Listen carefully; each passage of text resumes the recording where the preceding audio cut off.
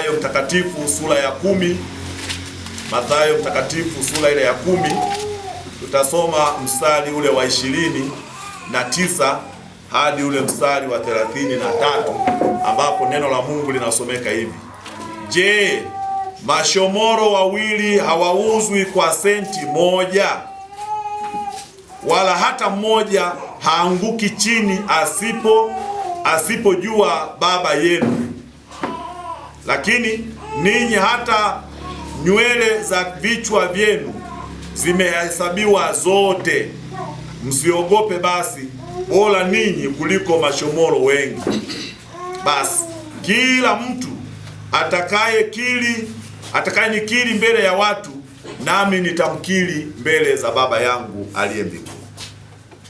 Bali mtu yeyote atakayenikana mbele ya watu, nami nitamkana mbele za Baba yangu aliye mbinguni. Amen. Naomba tuketi. Bwana Yesu asifiwe. Kama nilivyokwisha kusema, leo ni siku tunayokumbuka habari za wafia dini. Kwa hiyo hata ukiingia kwenye vyombo vya habari au makanisa, ukienda huko mitaani huko, mahubiri yatakuwa ni kukumbushana habari za wafia dini. Jana tulikuwa nakumbuka habari za kuzaliwa kwa Yesu.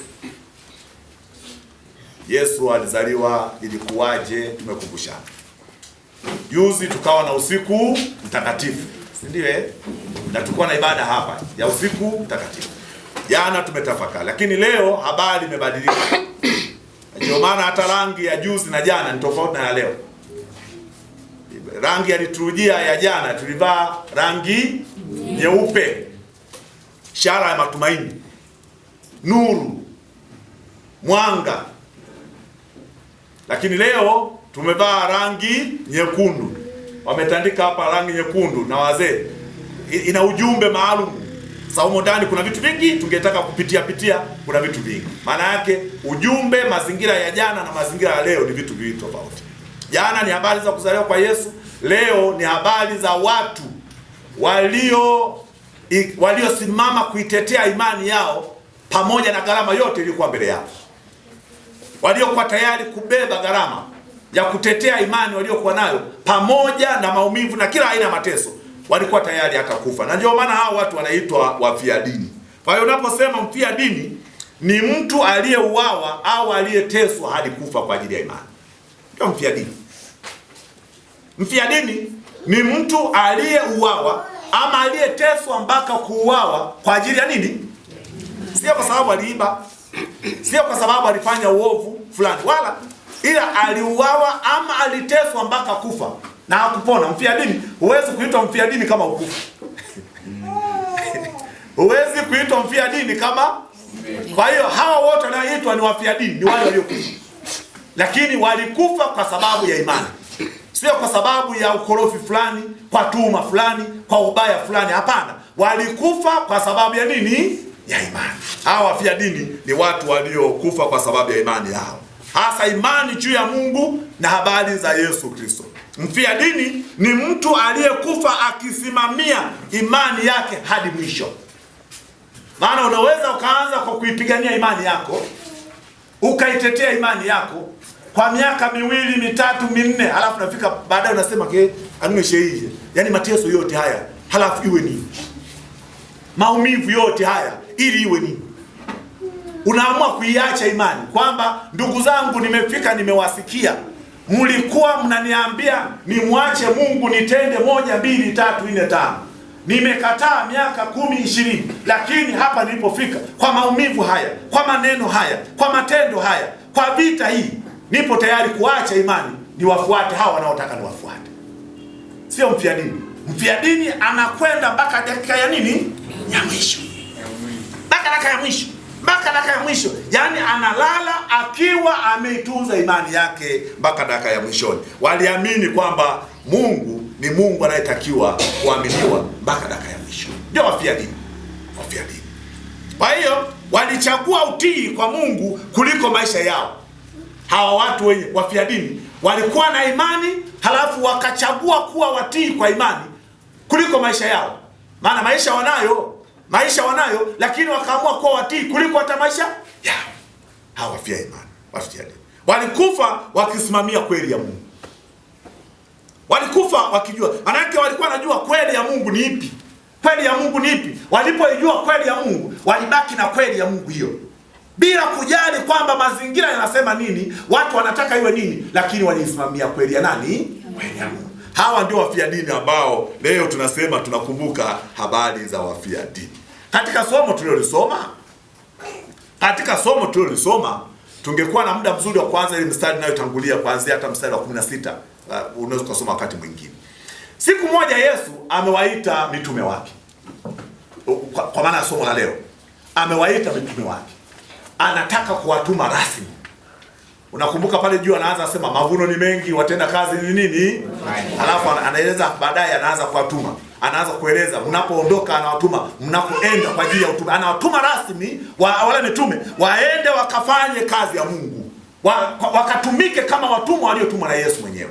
Sasa kabla ya kuondoka kutumwa wanaenda, ndipo anaanza kueleza mambo kadhaa. Anawaambia huko mtakako kwenda, jueni kwamba kuna kukamatwa. Mtakamatwa sio kwa sababu ya uovu, mtakamatwa kwa sababu ya kazi ya Injili. Jueni huko mnakoenda kuna kukamatwa. Ukisoma mstari inayotangulia utapata wazo hili. Ukisoma mstari inayotangulia hapo, unaona Yesu anawaambia huko mnakoenda tarajieni kuna mateso. Huko mnakoenda tarajieni kuna mateso. Maadamu mmekubali kunifuata mimi, mmekubali kutumwa na mimi, jueni huduma mnayoiendea huko mbele ya safari kuna kukamatwa, kuna kuteswa, kuna kutengwa, kuna kuchukiwa, kuna kusemwa vibaya. Ameeleza yote. Nendeni mkijua kwamba maisha mnayochagua na mnayoenda kuyafanya sio mepesi. Maisha mnayoenda sio mepesi. Maisha ya imani, kutangaza imani sio kazi nyepesi, ni kazi iliyo ngumu ambayo jueni kuna gharama ya utumishi mlio nao. Gharama ya utumishi ipo mbele yenu. Sasa tunapokuja mstari ule wa 29 hadi 33 ambao ndio somo la leo, Yesu huyu analeta neno la faraja kwa hawa ambao mistari iliyotangulia amewaambia dhulma zitakazojitokeza mbele yao. Ni kama anawapa neno la faraja, anawaambia sikilizeni. Hivi mashomoro ni kama ndege fulani wadogo. Ana mahali pengine sasa ni ndege fulani vidogo. Sasa tutafananisha na ndege gani? Tudege tu hitu. Mzee nani kakaangu Nyamoyo? Ngaiba Ngomi. Ngomi Ngaiba. Ngamtu. Unaona labda tufanye maana sijui ni anagana, lakini tunaambiwa ni tundege tudogo. Tundege tudogo. Sasa anauliza, anasema je, mashomoro wawili utunga mtu nduruto? Sasa mani kama nafahamika vizuri hapo ukisema hivi, maana kuna kizazi fulani hapo ukisema mtu nduru wala leo ni nini? Anasema je, mashomoro wawili hawauzwi kwa senti 5? Huto tundege tuwili, huto tudogo huto, si tuna thamani angalau ya senti 5? Ukienda pale sokoni tunga mtu nduru huto, si watauza kwa senti 5? Maana yake huto tundege huto tuna thamani angalau ya senti ngapi? Sasa ndipo anawageukia anawaambia sema hivi, wala hata mmoja haanguki chini asipojua Baba yenu. Huto tundege huto hakianguka chini, Baba yenu wa mbinguni anajua. Hasa nakuja, je, si zaidi yenu ninyi? Je, si zaidi yenu ninyi? Kama kandege kadogo kana uwezo wa kutunzwa na Mungu anakajua, hakawezi kudondoka bila Mungu kujua. Je, si zaidi yenu ninyi mnaotumwa kwa ajili ya kazi hii ambayo mimi nimeamua kuwatuma? Kwa hiyo ni kama anawafariji kwamba mbele yenu kuna magumu, lakini pamoja na hayo Mungu anajua mnayoyaendea. Mungu anajua mnayoyaendea. Mungu anajua mapito mtakayokutana nayo. Mungu anajua kwamba kwa utumishi huu mnaoenda nao sio mwepesi. Ninajua. Anawatia moyo, anazungumza maneno ya faraja kabisa. Anawaondoa hofu wanafunzi wake wale mitume, anawaondoa hofu. Anawataka kamwe wasiikane imani yao watakapokutana na majaribu mbele yao. Yesu anawataka wanafunzi wake wale mitume wasiikane imani yao watakapokuwa wanakutana na mambo magumu mbele yao. Wasije wakaikana imani yao. Kwa nini? Kwa sababu Mungu wa mbinguni anajua utumishi wao. Mungu wa mbinguni anajua maisha yao. Mungu wa mbinguni anajua kwamba haya nilijua yatatokea. Ndio uzuri wa Mungu. Yaani Mungu anajuaga kabla sisi hatujajua. Ndio uzuri wa Mungu. Yaani kuna vitu ambavyo Mungu anajua hata kabla sisi hatujajua. Inawezekana akina Petro, akina Marko, akina nani watakuwa furahi sana. Kibinadamu inawezekana kwamba sisi ni mitume. Sisi mitume tunatumwa na nani? Anawaambia msije mkafurahia mnakoelekea huko kwenye huduma mlio nayo mbele yenu. Sio kwepesi. Sio kwepesi. Kwa hiyo anawaandaa kisaikolojia wajue mbele yao kuna nini. Na ukitaka kujua hicho kitu, nenda kasome kitabu cha Matendo ya Mitume. Yaliyosemwa na Yesu kwenye Injili ya Marko na hata Mathayo mwenyewe sura hii ya 10 yameenda kutimia kule kwenye kitabu cha Matendo ya Mitume. Ile Matendo ya Mitume sura ya 7 mstari wa 56 hadi ule mstari wa 60. Matendo ya Mitume sura ya 7 ule mstari wa 56 hadi ule mstari wa 60. Hebu nianze Matendo ya Mitume sura ya 7. Tuanzie mstari wa 54. Pana maneno yanasema hivi: basi waliposikia maneno hayo wakachomwa mioyo, wakamsagia meno, lakini yeye akijaa Roho Mtakatifu akakaza macho yake akitazama mbinguni, akauona utukufu wa Mungu na Yesu akisimama upande wa mkono wa kuume wa Mungu.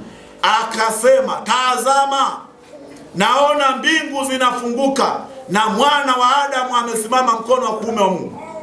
Wakapiga kelele kwa sauti kuu, wakaziba masikio yao, wakamrukia kwa nia moja, wakamtoa nje ya mji, wakampiga kwa mawe. Nao wa mashahidi wakaweka nguo zao miguuni pa kijana mmoja aliyeitwa Sauli, wakampiga kwa mawe Stefano, naye akaomba akisema, Bwana Yesu, pokea roho yangu. Akapiga magoti, akalia kwa sauti kuu, Bwana, usiwahesabie dhambi hii. Akiisha kusema haya, akalala. Akiisha kusema maneno hayo, akalala. Na Sauli alikuwa akiona vema kwa kuuawa kwake. Bwana Yesu asifiwe.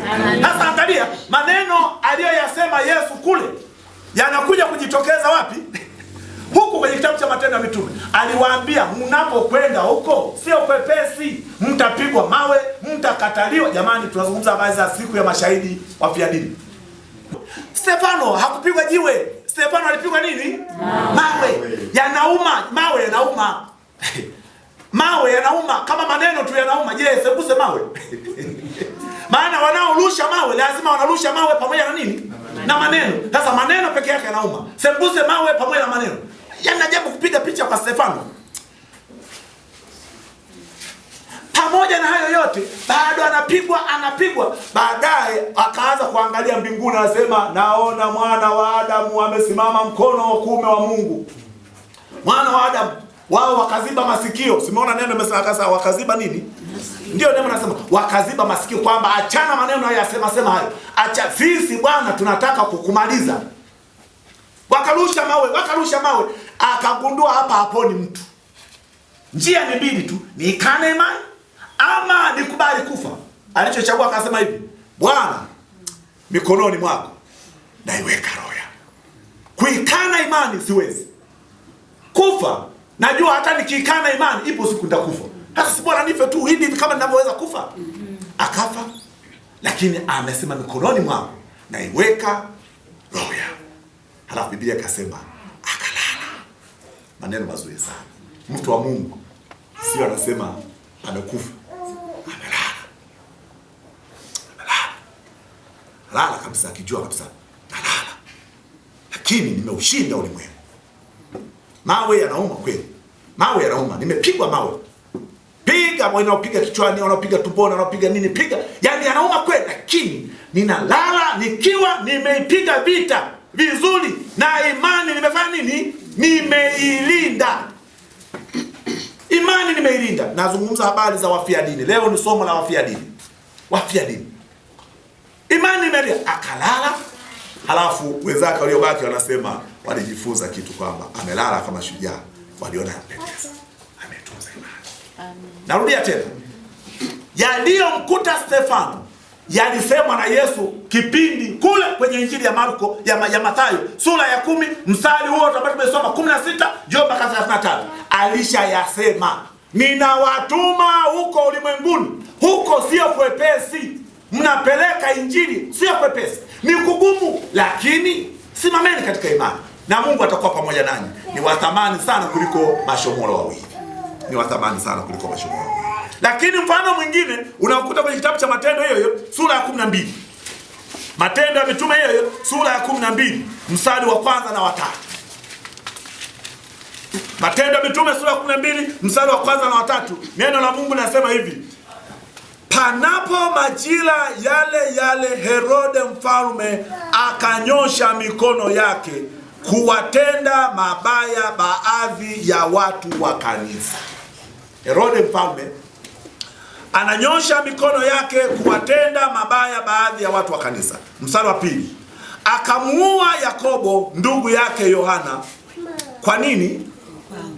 Alimuua kwa nini? Kwa upanga. Mstari wa 3. Na akiona ya kuwa imewapendeza Wayahudi, akaendelea kuwashika na Petro na nani? Na Petro. Siku zilikuwa siku za mikate isiyochachwa. Mstari wa 4. Alipokwisha kumkamata, akamweka gerezani, akamtia mikononi mwa vikosi 4 vya askari waine wamlinde, akitaka baada ya Pasaka kumtoa na kumweka mbele ya watu. Kule tumemwona Stefano. Huku unakuja kumwona mtumishi wa Mungu nani? Yakobo. Yakobo. Huyu Yakobo naye ameisimamia imani, anaijua imani yake, ameivishwa imani, amepokea mafundisho ya Yesu na amemwelewa Yesu, amemkubali Yesu. Herode anainuka, anamkamata. Wanamuua kwa nini? Stefano aliuawa kwa nini? Sikiliza, majaribu na mapito tunayokutana sio lazima yafanane. Hilo pia likusaidie kujua. Mwingine anapopigwa kwa mawe, mwingine anakatwa kwa upanga. Mwingine atakapochapwa na fimbo, mwingine atatemewa mate. Tumeelewana watu wa Mungu? Majaribu ya duniani hayafanani. Majaribu ya duniani hayafanani. Ninalopitia mimi sio lile analopitia mwinjilisti hapa. Sio lile analopitia mama Kikungwe. Sio lile analopitia kaka Edwin pale. Analopitia yule sio lazima yafanane. Wote ni mitume, lakini majaribu na namna ya kupitishwa katika majaribu kumetofautiana, lakini yote ni majaribu, na tabia ya majaribu yote yanatikisa imani. Tabia ya majaribu yote yanatikisa imani. Haijalishi wewe unatikiswa kwa eneo lipi. Huyu anatikiswa kwa eneo hili, mwingine anatikiswa eneo jingine, lakini tabia ya majaribu ni kutikisa nini? Yakobo anauawa. Halafu cha ajabu, Herode alipoona watu wamefurahi, safi sana. Mfalme Herode, safi sana. Yaani mfalme Herode umefanya jambo zuri. Umemuua Yakobo, umemuua. Safi sana.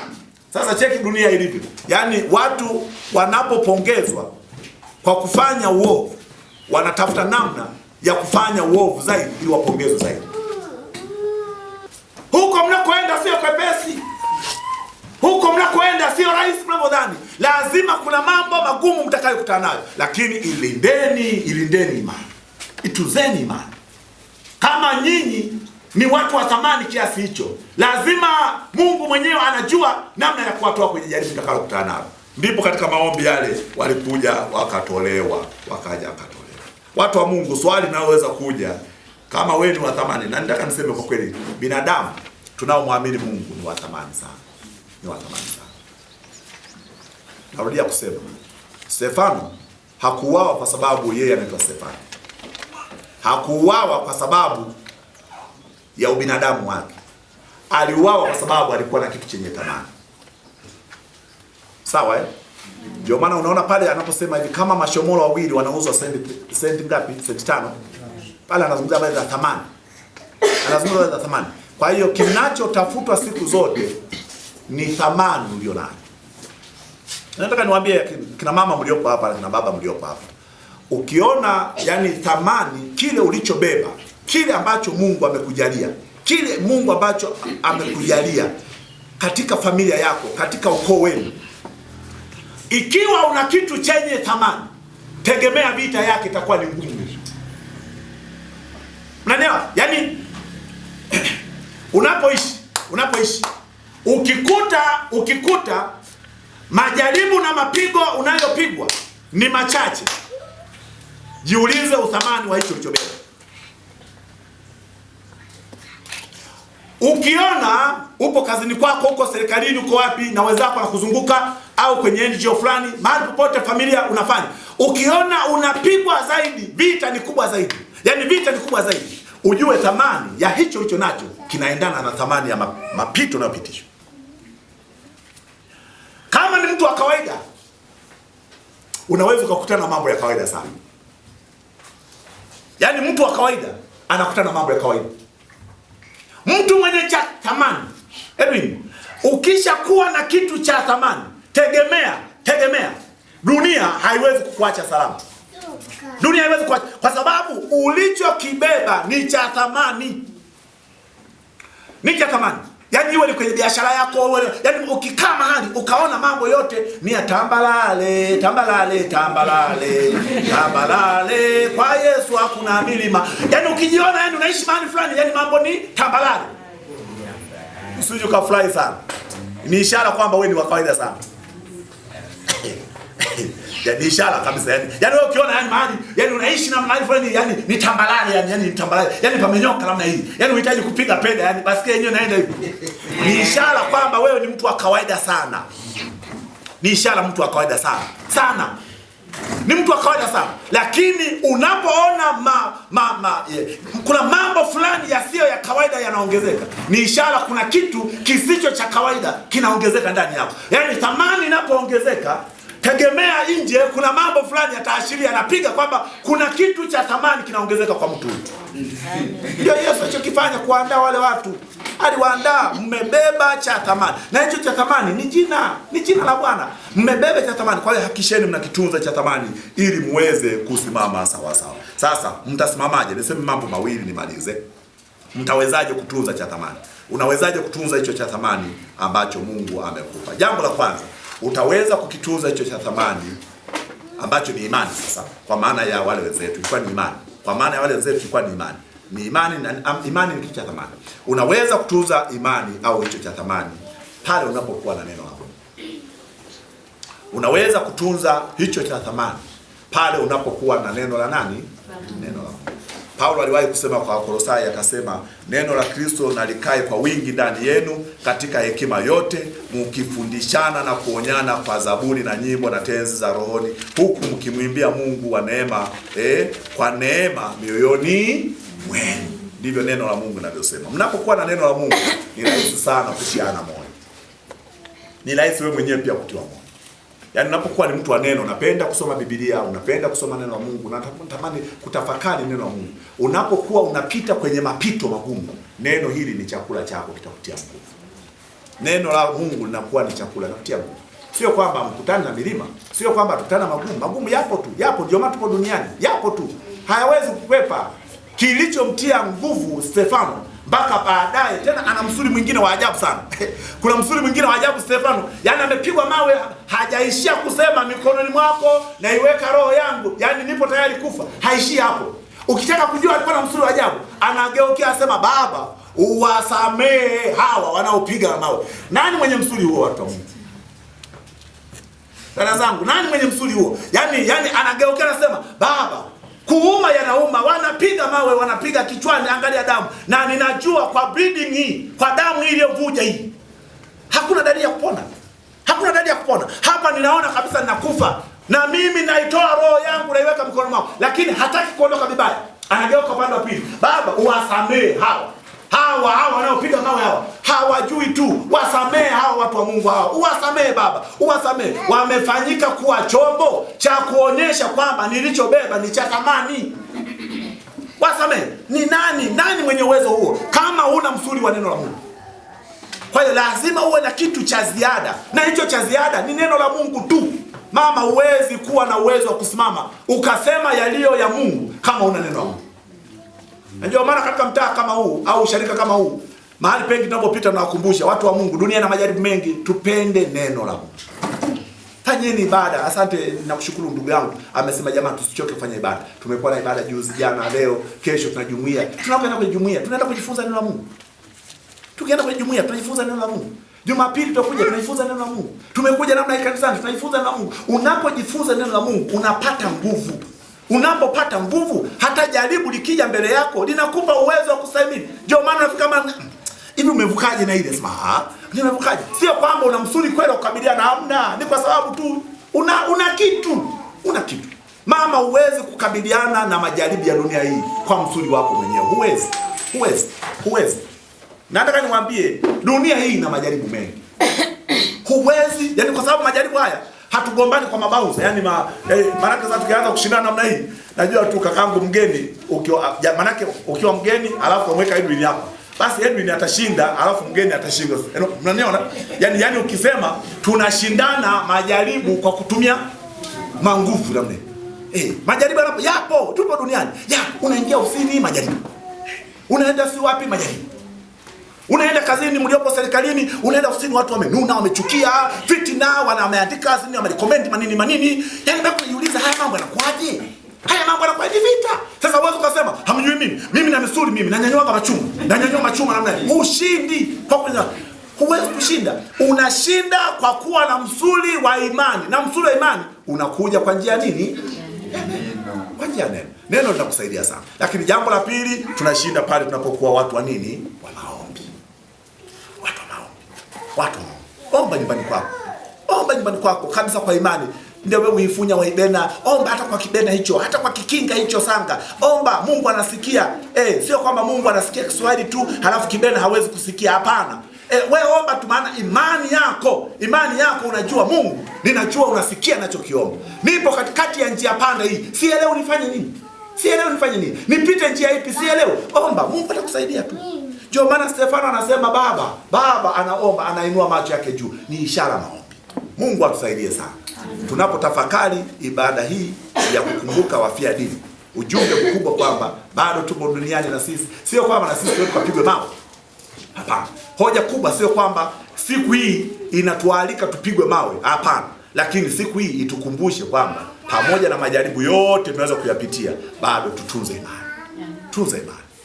Tunza imani. Nakumbuka nikiwa katika mtaa fulani kama mwinjilisti, mama mmoja anakuja nikasema mwinjilisti, tange demi hapa. Nikamwambia nikusaidie, ni asema tange demi hapa. Nikamwambia nikusaidie nini? Mwinjilisti. Anasema usinione hapa. Yaani ukoo wangu umenitenga. Ukoo mzima umenitenga kwenye mambo ya mila na desturi huko. Nimekataa, lakini jaribu linalokuja sasa hizi ni kubwa zaidi. Kwa sababu amefika amesema kama hutaki kuingia huku tuliko wenzako. Akina mzee Mpoje wengine waweze kuelewa, watakuwa wazee watakuwa nafahamu. Mwinjilisti hapa watakuwa nafahamu, si ndio? Yaani wazee mtakuwa mnafahamu. Kama hautaki kuingia huku tuliko sema muingie. Kuanzia leo hawa sio watoto wetu. Mwenye ni jaribu kubwa sana. Kuanzia leo wakiumwa usituambie na huyu sio mume wako, yani na wanaosema ni wale ndugu wale wazee wale wengine wasema hawa sio ndugu zako. Utakumbuka vizuri kaka nani Nyawenga. Nimetumka pale Kasagara. Anakuja na mazingira yao unafahamu. Magumu unafahamu vizuri ya mazingira. Anasema nifanye nini katika mazingira kama haya? Nifanye nini? Wamesema kama sitaki kuungana kwenye hayo mambo hayo, mimi kuanzia leo sio sehemu ya familia, watoto sio. Na kama ukipata matatizo wewe ndio uliyesababisha. Na matatizo haya yatatokea mbele ya safari. Kwa hiyo lazima uwalete watoto huku. Njoo na wewe huku na watoto walete ili tuwafanye kuwa watu mbele ya safari. Nikisema je, sawa wazee mnanielewa vizuri zaidi. Hasa ile mama anauliza mwinjilisti nifanye nini? Maana amefika njia panda. Anasema maana hapa ama nikane imani ili nitii haya wanayosema hawa. Nikishaikana imani ili nitii wanayosema hawa, basi nitakuwa salama. Lakini ama ningangane upande wa pili. Inahitaji mzuri sana. Tunahitaji kuimarisha, lakini nashukuru mwisho yote mume wake ndiye aliyekuja kubadilika, akatengeneza, na alikuwa mambo mazito zaidi, akaanza kumtetea mke wake. Akawaambia, naomba ndugu zangu, aliyemuoa huyu mama ni mimi. Na hawa watoto ni wa mimi na huyu mama. Watoto hawa ni wa mimi na huyu. Mwacheni mke wangu. Mwacheni. Kama mimi nimekataa, sasa itakuwaje? Sasa kama mimi baba nimekataa, ya atalazimikaje huyu mama kwenda huko? Kwa hiyo mwacheni mke wangu. Tunashukuru Mungu alienda hivyo na mpaka leo anaendelea, tunamshukuru sana Mungu. Kwa hiyo hayo unayoyapitia, hayo ni ishara tu kwamba una kitu fulani chenye cha thamani. Mtegemee Mungu katika maombi, mtegemee Mungu katika neno. Baba wa mbinguni, nakushukuru. Asante kwa ajili ya wakati huu. Asante kwa ajili ya neno hili. Asante kwamba umenitia moyo mimi, umewatia na wenzangu hawa, umewatia moyo akina mama waliopo hapa, akina baba waliopo hapa. Utubariki kila mmoja aliyopo mahali hapa ili aweze kuwa na amani na furaha pamoja na magumu anaweza kuyapitia. Maana mwisho yote upo ushindi, upo uzima wa milele, upo ushuhuda na wengine watajifunza katika imani tulionayo. Katika jina lako Yesu Kristo Bwana na Mwokozi wetu tunaomba na kushukuru. Amen. Mungu